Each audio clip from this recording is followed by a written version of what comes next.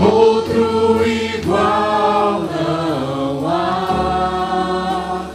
Todos os dias quero louvar as maravilhas de teu amor. Consolo,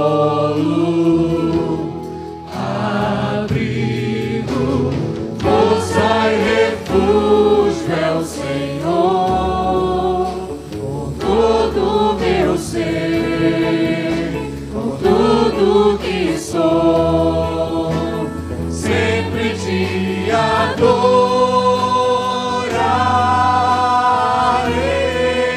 Com toda a força.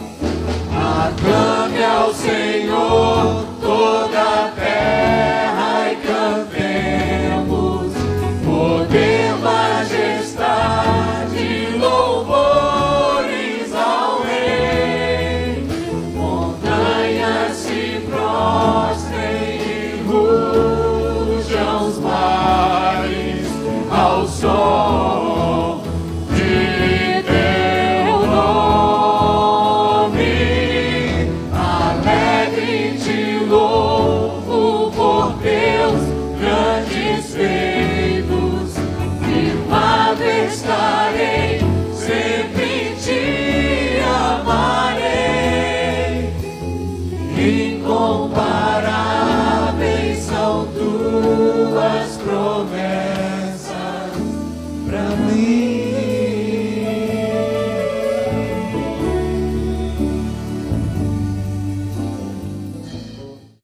É uma satisfação muito grande estar ouvindo isso para edificação e para a gente passar para muitos amigos e colegas que às vezes a gente não tem nem o que oferecer em relação ao Evangelho pelo que estão se falando aí. Então, a gente pode aprender mais um pouco para distribuir e semear aquilo que a gente tem aprendido aqui. Esse poder de transformação que a palavra tem e o jeito que ele transmite essa palavra, acho que é por isso que a gente está aqui.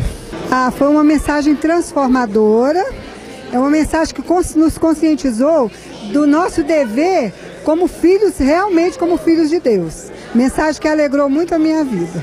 Achei a palavra do reverendo muito coerente, ele tem uma mensagem muito positiva e me senti muito bem aqui nessa noite.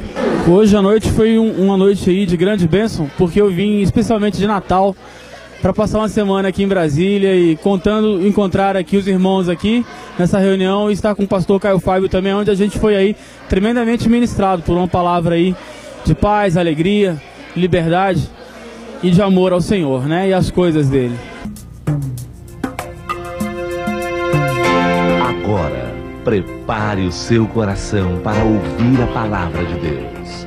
Deixe que ela frutifique em sua vida. Hoje nós chegamos bem cedo aqui em Brasília e fomos tentar dormir, porque o voo saiu de lá, o que aqui seria mais ou menos 4h20 da manhã, e nós ficamos acordados, aguardando, e não dormimos durante o voo. Aí chegamos, fomos tentar dar uma dormidinha, e eu acordei já passada a hora do almoço, e falei para a Adriana que eu tinha tanta coisa na mente para falar, mas eu não quero ser um pregador do Evangelho. Pregar o Evangelho, você aprende. É quase impossível, só se eu estiver desacordado. Mas se eu estiver com a mente inteira, é impossível não pregar o Evangelho. Mas eu não quero ser um pregador do Evangelho. Eu quero ser um mensageiro da palavra. Então, o pregador do Evangelho prepara um sermão e é simples também, você aprende. Com o passar dos anos, você já sabe. E quanto mais você faz, mais você sabe. De tal modo que pregar o Evangelho, sinceramente, para mim é a coisa mais simples que existe. Não tem nada mais simples para mim do que pregar. Então, quando eu digo para ela, eu não sei o que eu vou falar hoje à noite, não é porque eu não tenho 1 milhão de coisas para dizer. É porque eu não ouvi no meu coração nada naquele dia que fosse palavra de Deus para hoje. E essa é a diferença entre a pregação e a mensagem da palavra. E ela foi tomar um banho para a gente se preparar para vir. Eu conversei longamente com o Sérgio, depois falei com a Ingrid, e quando eu terminei de falar com a Ingrid, eu parei e fiquei olhando para um tapete que tinha assim bem na minha frente, no apartamento, e parecia um tapete islâmico. E eu me lembrei das centenas de vezes em que eu já estive em mesquitas pelo mundo afora, especialmente no Oriente Médio, e participando de rituais, vendo aquela quantidade enorme de homens se curvando ali sobre aqueles tapetes lindíssimos em sinagogas extraordinárias. E aquele tapetinho ali na minha frente me remeteu para essa viagem toda, quando de repente explodiu no meu coração uma palavra. E essa palavra dizia o seguinte: o sagrado a gente faz, o santo é. Você podia repetir isso comigo? O sagrado a gente faz, o santo é. E aí veio esse texto aqui de Lucas, no capítulo 13, verso 10, e que eu não sabia nem exatamente o que eu ia encontrar na entrada do texto. Sabia que era a cura da mulher que andava encurvada, mas a entradinha do texto não estava na minha mente. Lucas 13, 10, que diz assim: ora, ensinava Jesus no sábado numa das sinagogas.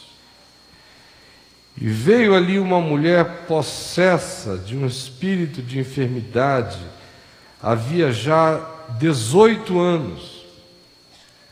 Andava ela encurvada, sem de modo algum poder endireitar-se. Vendo a Jesus, chamou-a e disse-lhe: mulher, estás livre da tua enfermidade. E impondo-lhe as mãos, ela imediatamente se endireitou e dava glória a Deus. O chefe da sinagoga, indignado de ver que Jesus curava no sábado, disse à multidão: 6 dias há em que se deve trabalhar. Vinde, pois, nesses dias para serdes curados, e não no sábado. Disse-lhe, porém, o Senhor: hipócritas, cada um de vós não desprende da manjedoura no sábado o seu boi ou o seu jumento para levá-lo a beber? Por que motivo não se devia livrar deste cativeiro em dia de sábado esta filha de Abraão, a quem Satanás trazia presa há 18 anos? Tendo ele dito estas palavras, todos os seus adversários se envergonharam. Entretanto, o povo se alegrava por todos os gloriosos feitos que Jesus realizava. O sagrado a gente faz, o santo é. Porque o sagrado é aquilo com que a gente imanta as coisas, com a atribuição de um valor simbólico, seja um tabu, seja uma coisa de poder assim totêmico, como que carregando toda a coletividade simbolizada nele mesmo.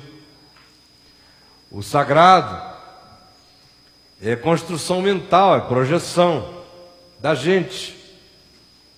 Eis a razão porque você chega entre tribos indígenas e você vê a relação de culto com determinadas coisas que são sagradas para eles. O sagrado é o ídolo.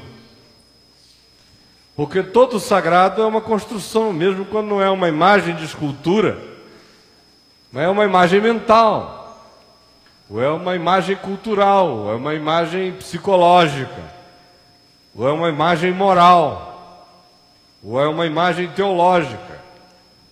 É alguma coisa que a gente construiu e a gente projeta para o lado de fora. Por isso, para alguns, a sensação de sagrado se prende a dias, horas, meses, anos, lugares, eventos, situações, momentos. Vai começar o momento sagrado, aí todo mundo para. Vai começar. Terminou o momento sagrado, aí todo mundo volta. O sagrado começa, o sagrado termina, o sagrado se confina.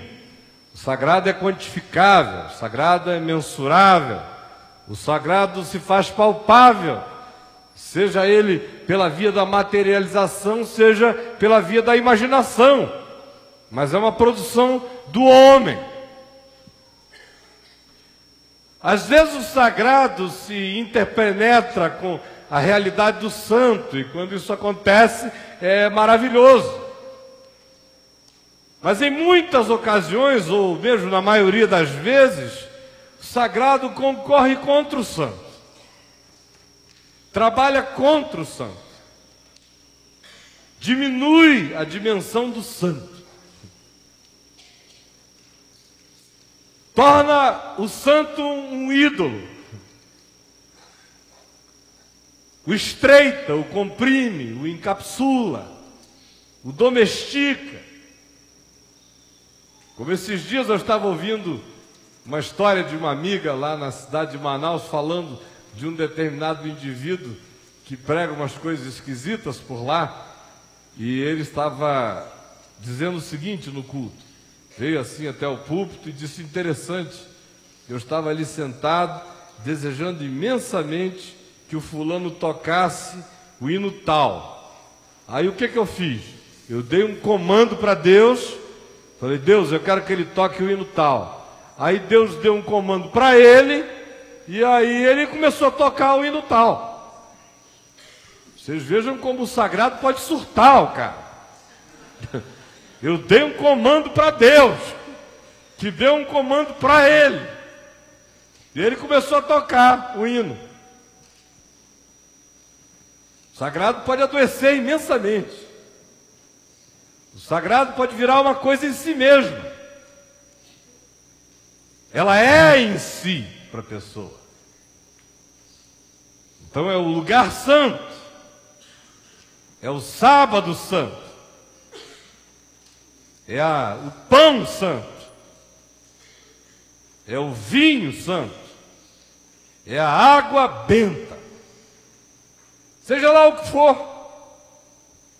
Você pode sair multiplicando e esses elementos ganham nomes diferentes em culturas diferentes, mas são todos energizados pela mesma perspectiva, que funciona muito mais como tabu. E nada tem a ver com o que é santo. E este texto que a gente leu aqui mostra como o sagrado tem o poder imenso de se associar a Satanás, ao diabo, a fazer manutenção da doença humana. Como a dinâmica dele não é dinâmica, é até um contrassenso chamar dinâmica do sagrado, porque ele vive da inércia. Ele é paralisante, ele é engessante. E o santo é vivo, é pululante, é absolutamente novo, é próprio. Chega e responde ao ato, ao momento, ao que é. Então o sagrado concorre frequentemente contra o santo, que chega desinstalando, Porque aquilo que é, quando chega em qualquer coisa, outra coisa, chega como desinstalação, porque chega como valor absoluto. E aí o sagrado, que quer ser absoluto, se estremece todo e tem crises de epilepsia. E vai ficando convulsivo, especialmente em dia de sábado. E a associação da imagem ou da ideia de Deus, do Deus de Abraão, por exemplo, do Deus de Jesus, por exemplo, o Deus cristão, ao sagrado, de modo algum deixa de ter o mesmo poder maligno que teria, por exemplo, o sagrado imantado com aquilo que nós cristãos chamamos de coisa do diabo. Você vê um despacho na esquina, o cara ou chuta em nome de Jesus ou se desvia. Ele está novinho na fé, ele faz aquela oração assim: Senhor, está amarrado, e passa para lá. Quando ele está assim mais ousado, tem uns que passam para dar uma banda no despacho, pá, espalhar, e vai embora dizendo: eu estou firme na fé. É ou não é? Agora, no contexto do Evangelho aqui, nós não estamos falando de um culto afro-ameríndio que é objeto do preconceito e da satanização antecipada que nós cristãos fazemos. O que nós vemos é Jesus dizendo que Satanás está presente no sagrado, não no despacho, mas na sinagoga. E não num filho de Odolum, mas numa filha de Abraão. E que ia à sinagoga todo sábado.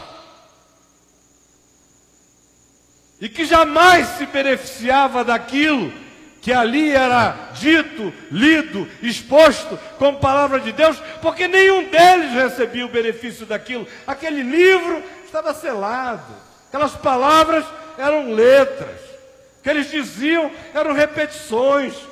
Eles já criam na mantra em si, acreditavam que o processo em si era mágico e carregava em si mesmo o poder da promoção e da elevação espiritual de quem o praticasse. Isso é que o sagrado faz.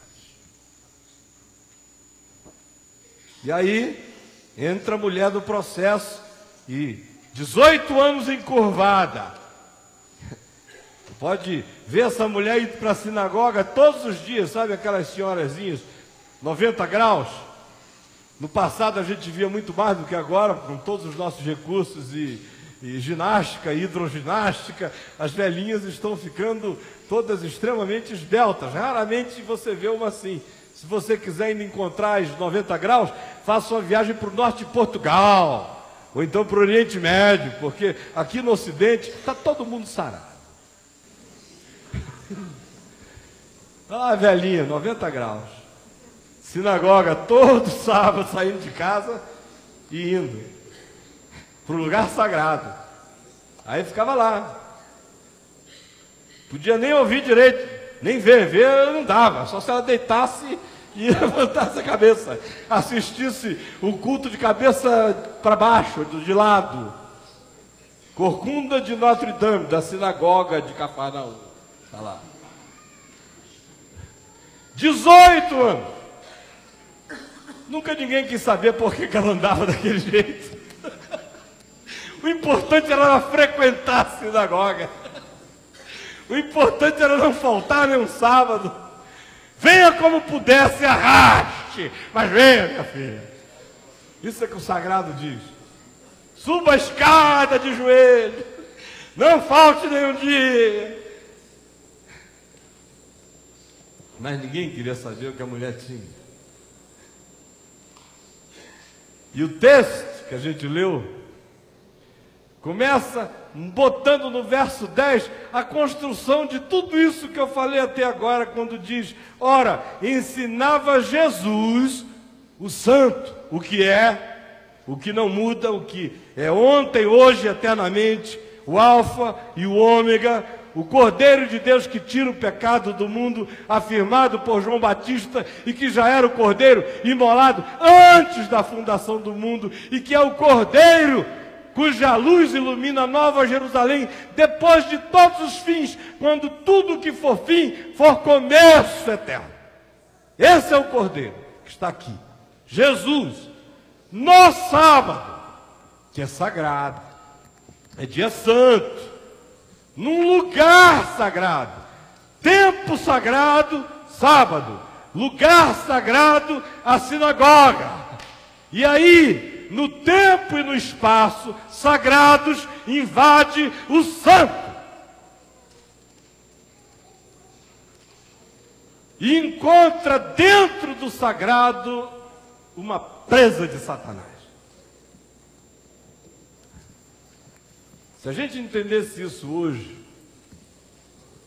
se o nosso coração se abrisse para esse discernimento, se muitos dos que estão aqui ou venham a ouvir e ver em qualquer outra situação, tomassem consciência disso, se largassem a ufania religiosa, o bater no peito, o dizer eu sou cristão, eu sou evangélico, eu sou católico, eu creio em Jesus, eu aceito a Trindade, eu creio nos dogmas que me ensinaram, eu creio em Deus, como se isso valesse alguma coisa, como se isso não fosse apenas declaração sagrada, verborragia sagrada, doutrinação sagrada.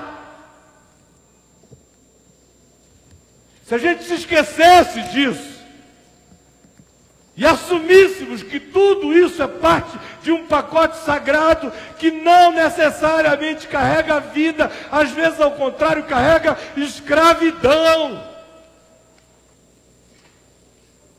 passa a ser instrumento de Satanás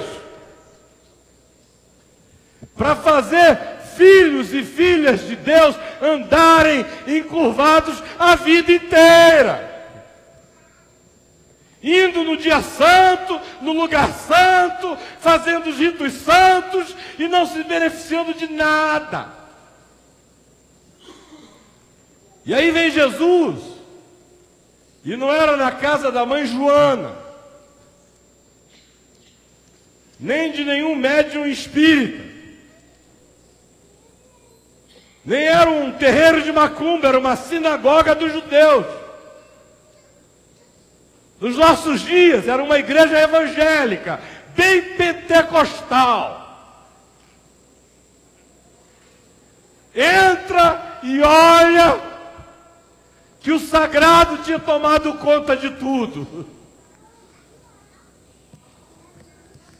mas que a graça da libertação estava distante. E ele vê esta mulher que vem entrando encurvada, e ele para o próprio ensino, porque até o ensino, se não souber parar na hora certa e contemplar o ser humano, o ensino se transforma em coisa sagrada, porque o sagrado é o que não pode parar. Aí Jesus vem para o ensino. Tem uma mulher entrando, quebrada, curvada, vergada, sofrendo horrivelmente há 18 anos, e de que adianta um ensino que se alonga, que se prolonga, que continua, que não cessa, que maravilha, que se impõe, que esmaga as atenções e chama todas as coisas para sua própria convergência, se ele não sabe se fazer aplicar a dor dos encurvados. Aí ele para o ensino e chama a mulher. Aí a mulher vem até ele e olha só o que se diz aqui, que ela de modo algum podia endireitar-se, não era falta de vontade não, a bichinha tinha ficado blindada lá. vendo a Jesus, chamou-a e disse-lhe, não perguntou coisa alguma, é um ato de arbitrariedade da graça divina. Não quer saber, não perguntou, não fez pesquisa, simplesmente parou o ensino e chamou a mulher. O extraordinário aqui, para o santo, que é Jesus, em quem a santidade se corporifica de modo absoluto, ele para o ensino. O rabino não. Ele se deixa interromper por crianças.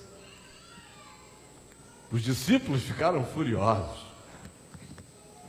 Ele come e bebe com pecadores. E os sagrados fariseus o acusam.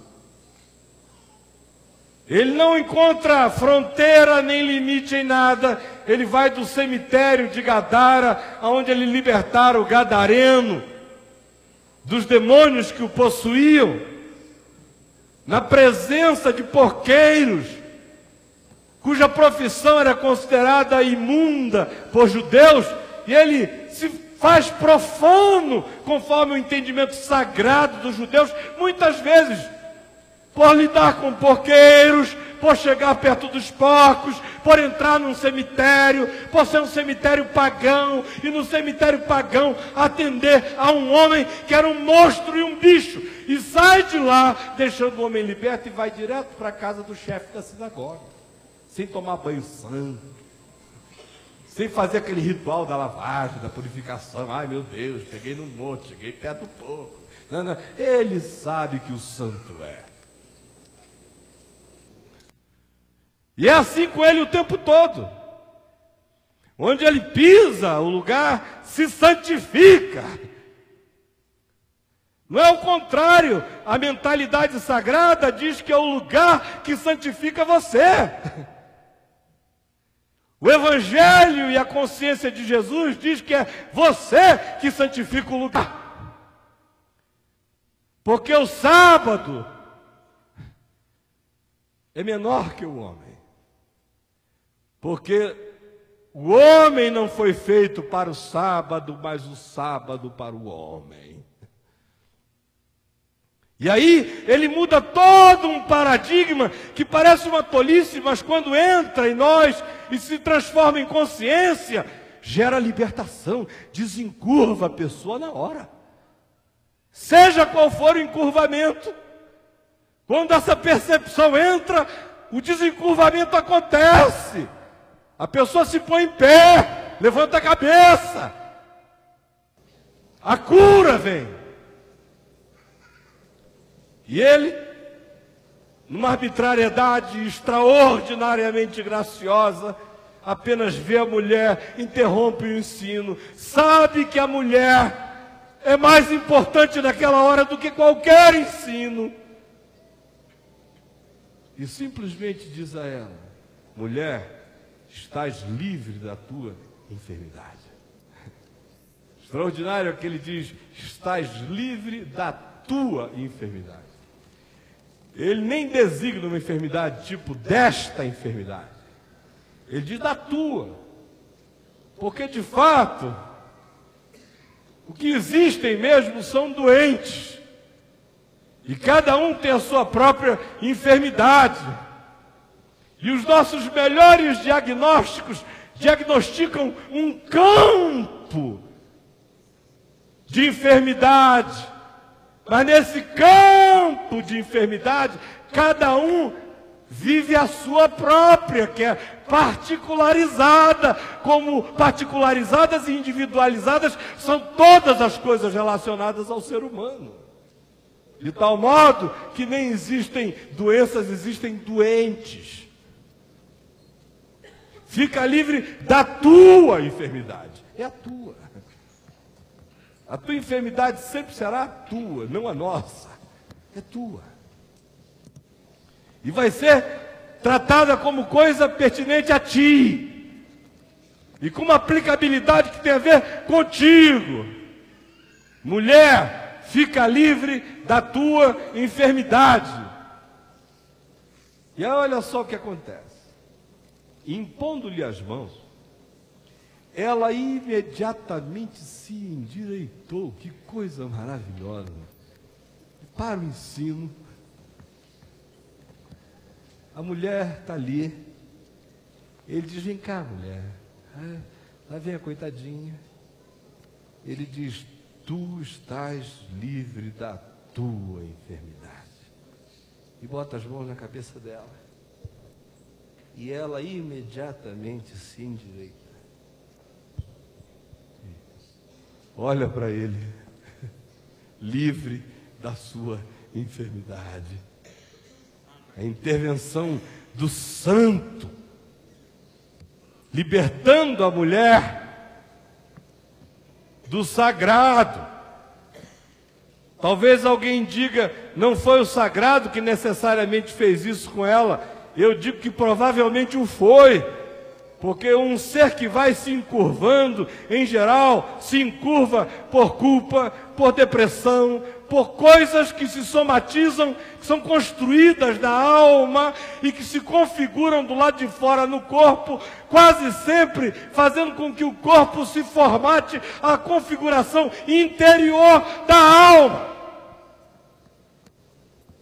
Não era uma coisa congênita, foi sendo adquirida, desenvolvida, fazia 18 anos, foi um processo. Aí a mulher se endireita. Na mesma hora, imediatamente. E aí começa o problema. O chefe da sinagoga, o gerente do sagrado, o CEO do sagrado, o executivo mor do sagrado, indignado de ver que Jesus curava no dia sagrado, disse à multidão: esse cara estava a fim de apanhar, não estava não? Disse à multidão: 6 dias há, vocês estão vendo? 6 dias há em que se deve trabalhar. Olha só a perversão do sagrado. O sagrado transforma o culto em trabalho. Na língua inglesa, você vai para o culto, you're going to attend the service. Você vai para o trabalho, para o serviço. Serviços religiosos. O sagrado, que procede daquilo que cobre o sacrifício, que é o sacro ofício. Portanto, é o ofício sagrado, é o trabalho sagrado. O sagrado tem esse poder de corromper aquilo que devia ser amor, alegria, gratidão, liberdade, vida, espontaneidade, sinceridade, momento, toda hora, qualquer dia, a qualquer momento, em qualquer circunstância, um culto, e que tem o poder de transformar lamentos e gemidos em intercessão, gozos e alegrias em gratidão, tem a capacidade de fazer com que a tragédia seja enfrentada com bom ânimo, que é a consciência de Deus em Cristo. O sagrado tem o poder de corromper tudo isso e transformar naquela coisa que eu nasci assim, vou viver assim, vou morrer assim, sempre encurvadinho. O sagrado chega e diz que o melhor que ele pode fazer por você é manutenção. É oferecer a consolação da resignação. E aí vem o santo e entra nesse processo, tumultua a consciência desse ser estratificado, que é o chefe da sinagoga, e que está agora tendo a coragem e a ousadia horrorosa de dizer: olha, gente, há 6 dias em que se deve trabalhar, venham num desses. Porque não pode entender de modo algum que a vida com Deus não seja um trabalho. Não seja um esforço, não seja nem um sacrifício e nem um sacro ofício, e muito menos um saco ofício.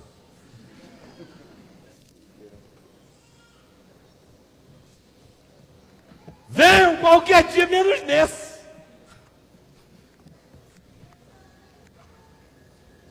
E o cara está tão bruto,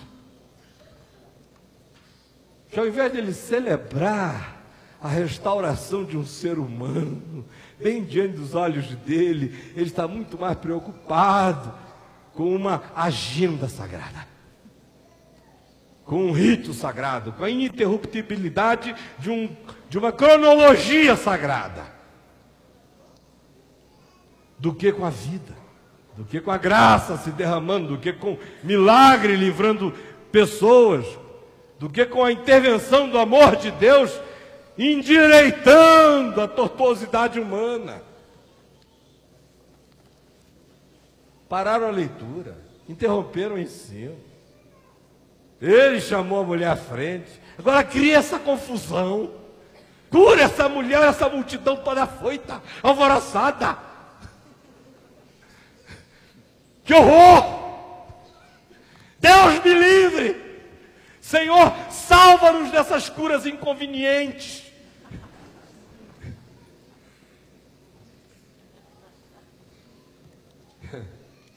Isso parece brincadeira, mas eu fui menino numa época em que, se alguém fosse curado, por exemplo, numa igreja reformada, corria o risco de ser mandado embora. Porque a nossa igreja reformada não tem milagres. Eu nunca vi uma desgraça maior do que isso. Parou na era apostólica, onde eu já cheguei dizendo: cruz, credo, Deus me livre, estou fora desse mal. Para fazer uma ironia dupla com o sagrado: cruz, credo, Deus me livre. Às vezes vocês não entendem nada. Mas veja o nível de empedramento desse indivíduo. Ele prefere que nada mude, que tudo se mantenha, que tudo se estabeleça. Isso aqui é o reino do establishment, até da doença. E amor virou trabalho, e culto virou serviço. E Deus virou rito. E o ensino, algo desumano, que não privilegia a criatura, mas sim aquele que precisa falar de um Criador até o final, porque se não terminar a sequência exata do que tinha que dizer sobre o Criador pode ficar meio frustrado, dizendo: você não me descreveu bem hoje. Aí vem ele e não quer saber de nada disso. O extraordinário em Jesus é que ele bagunça o seu próprio coreto o tempo todo. A bola era dele, não é? A maioria de nós ia ensinar até o fim. Mas ele é que pedagogicamente diz: olha, as palavras esperam, a dor não. Mulher, vem aqui, fica livre da tua enfermidade. O chefe da sinagoga, porém, dizia: 6 dias há em que podeis vir e trabalhar, mas não no sábado. Aí olha só o que Jesus diz a esse respeito: hipócritas. Isso é uma palavra mais própria para a hora, né? Naqueles dias, se fosse hoje. Ontem eu ouvi até meu santo pai usar uma palavra interessantíssima, que eu não posso repetir agora aqui, para não escandalizar mentes muito sagradas entre nós. Ele falou: não dá para usar outra senão essa aqui mesmo. Aí Jesus usou a mais forte que tinha: hipócritas, cara mascarada, seu cara pintada, seu cara amarela. Hipócrita é seu palhaço, porque é o cara que vestia máscara, entendeu? Palhaço. É o sujeito que se mascara todo, que vem ali com aquela outra cara. Palhaço.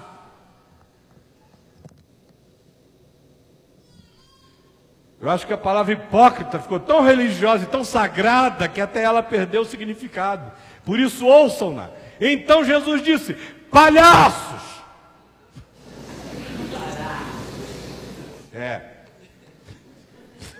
É isso aí, Douglas. Repete comigo. Então Jesus disse: palhaços.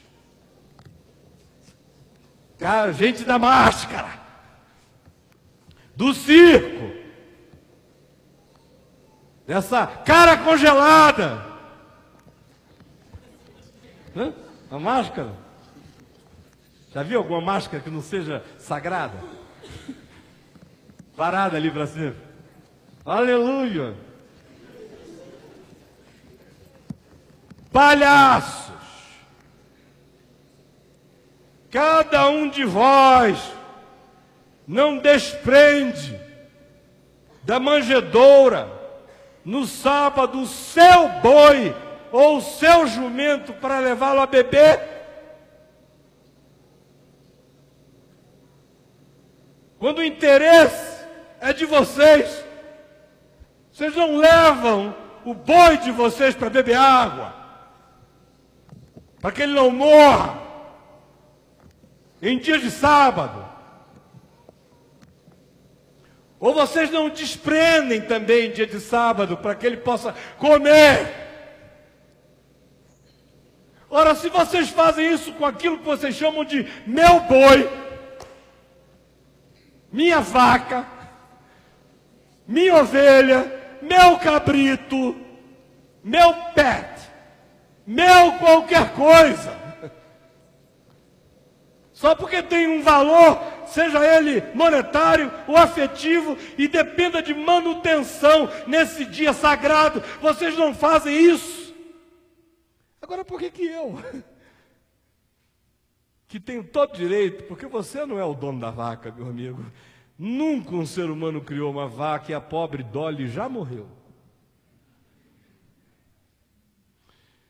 E para fazer uma são milhões de tentativas e a bichinha ainda nasce toda, vai, ela nasce Dolly mesmo. E você parte material genético pré-existente. Nenhum de vocês fez nada, ninguém fez nada. Ninguém fez nada. A gente no máximo pega o que existe, tenta clonar, copiar, usar, fazer alguma coisa. E ainda diz minha terra. Meu país. Meu planeta. Minha vaca, meu boi, minha mulher. Parece até que ele fez, geralmente ele desfaz a bichinha.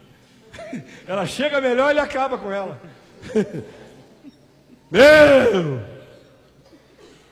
Vocês que pegam o meu de vocês e fazem o que querem, mesmo no que vocês chamam de dia e momento no qual isso não deve ser feito. Quando o interesse interessa a vocês, vocês fazem o que tem que ser feito. Agora, por que eu, que sou o único que pode dizer meu acerca de qualquer coisa,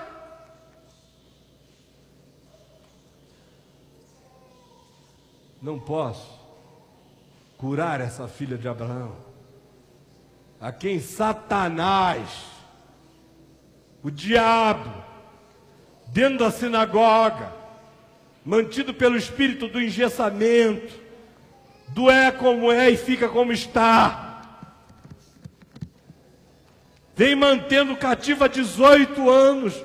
Porque que eu, que sou o verdadeiro dono de todas as coisas e criador de tudo, e que no sábado descansei, não posso fazer o que eu quiser em qualquer dia, em qualquer hora, porque não foi o homem criado para o sábado, mas o sábado para o homem, e eis aqui o Filho do Homem, que é maior que o sábado.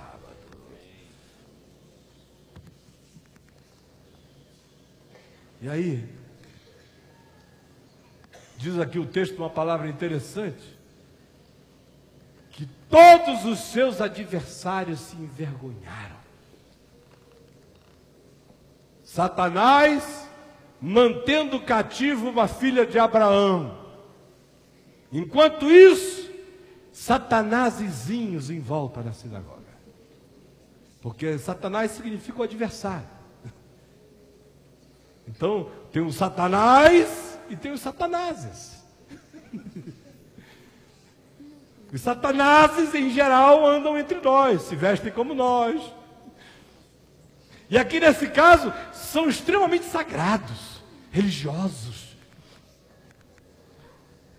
Eles amam muito mais as coisas de Deus do que o Deus de todas as coisas. Deus ficou escravo do que Deus mesmo um dia teria dito, e que agora se transformou no cárcere divino. Até Deus entre eles não pode curar, teria que continuar ensino e depois passar discretamente e dizer: minha filha, volta amanhã depois do meio-dia que eu vou ver se dou um jeito.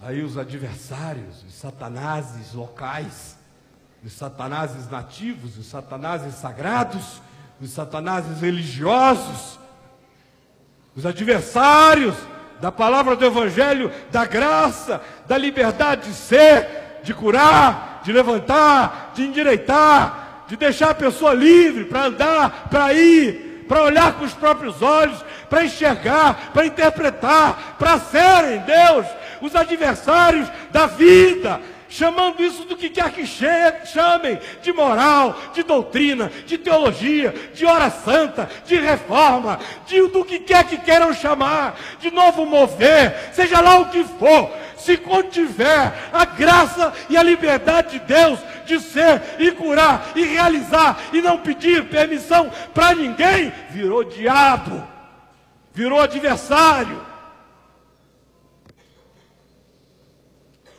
Virou Satanás. Pode ser o chefe da sinagoga. Pode ser Caifás, líder do Sinédrio de Jerusalém.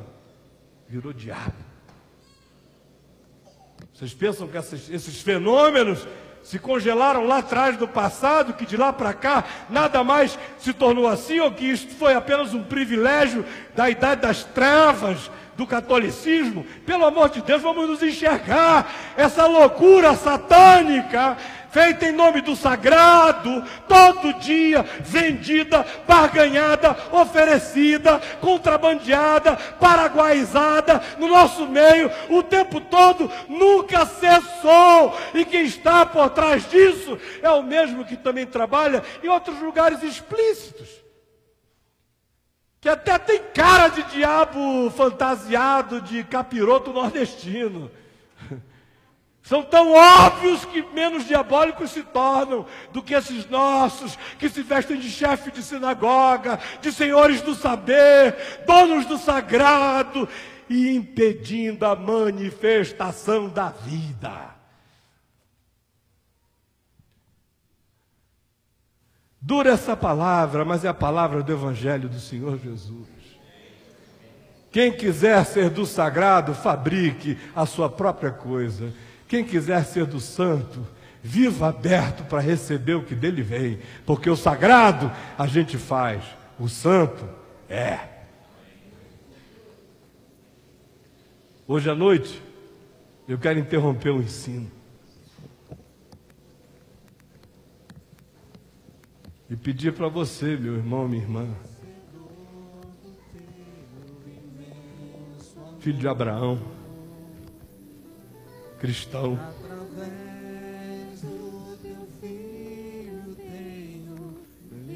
e que está sofrendo há tantos anos, dentro do ambiente sagrado, fazendo tudo que é sagrado, se dedicando ao sacro ofício, ao sacrifício. Eu quero convidar você a sair do seu lugar e vir até aqui à frente, do mesmo jeito que Jesus fez, sem nenhuma sutileza, As coisas com Jesus não tem essa sutileza toda, não. Mulher, vem aqui. Jesus não era zen.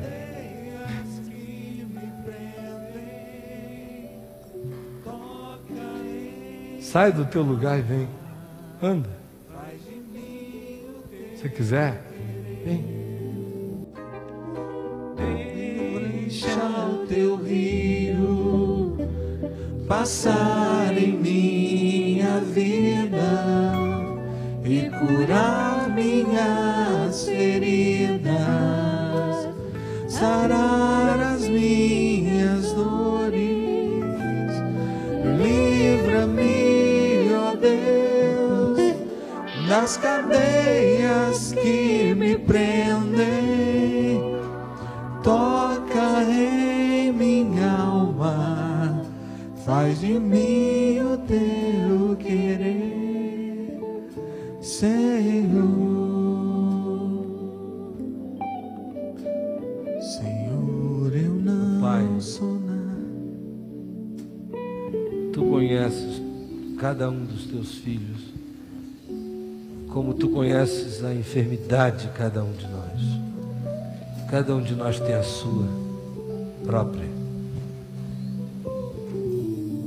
E tu também sabes a quantidade imensa de doenças geradas na sinagoga, doenças mantidas na sinagoga, as doenças do sábado, e também as do domingo, e também as da igreja, e também as do dia santo, e também as muitas que a religião criou em nós, que nos encurvaram, que nos culparam, que nos roubaram a vida, que nos encurralaram num cantinho pequeno, onde o diabo se tornou dono de tudo, e a gente curvado e exprimido e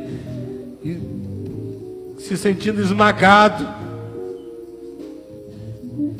e dentro da igreja e nos dias de domingo, e fazendo parte de todas as atividades,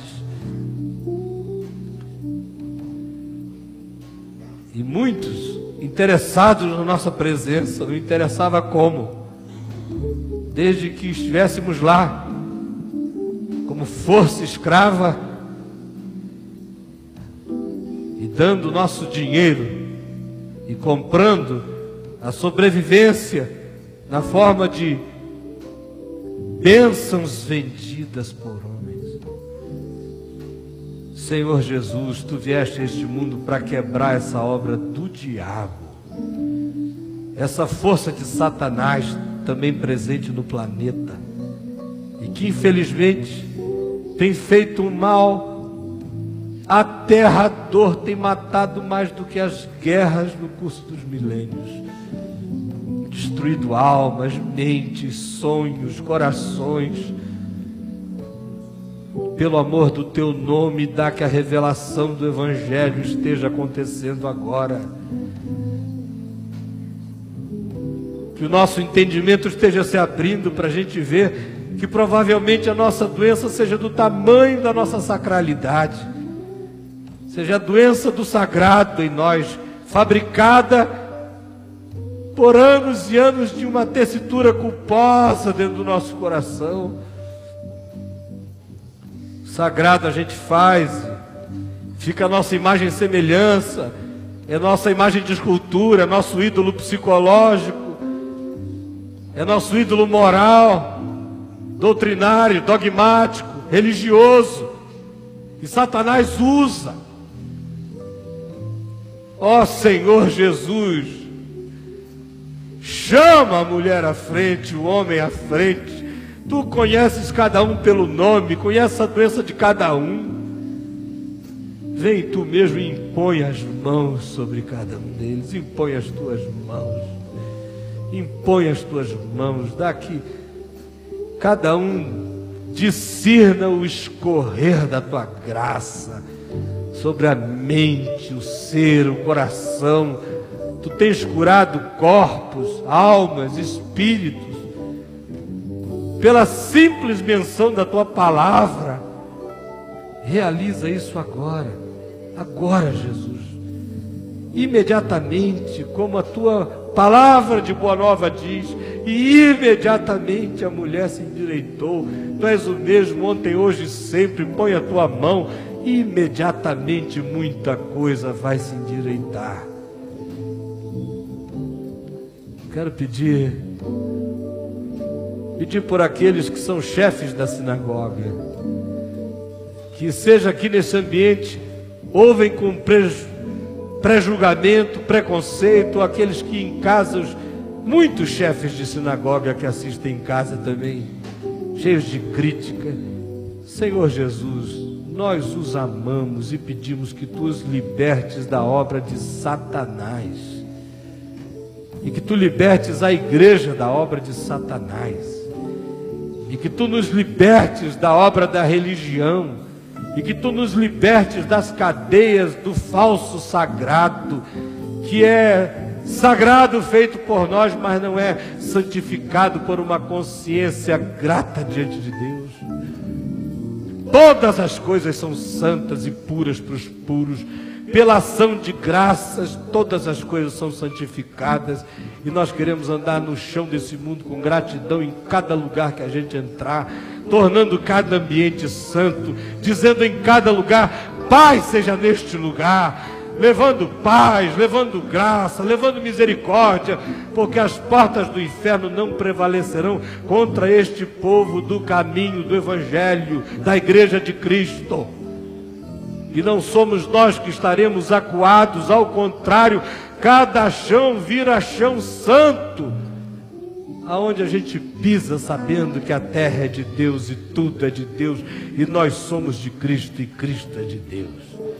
Por favor, vem libertar a mente, vem tirar as culpas antigas, a opressão das obras mortas, dos atos antigos que na mente de alguns latejam como culpa para sempre, vergando o ser, tirando a energia.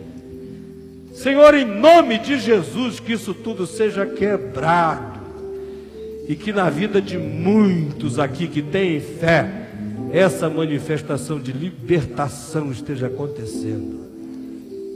Nós sabemos que assim é, porque Tu estás aqui, e nós não estamos falando de Ti, nós estamos anunciando a Tua palavra. Nós não estamos aqui fazendo propaganda do Evangelho, nós estamos aqui experimentando o Evangelho. Nós não estamos aqui falando de Jesus, nós estamos aqui pedindo que Jesus fale por nós, e em nós, e haja agora, livremente entre nós. Em Teu nome, em quem nós temos o amém eterno de Deus, Senhor Jesus. Amém e amém.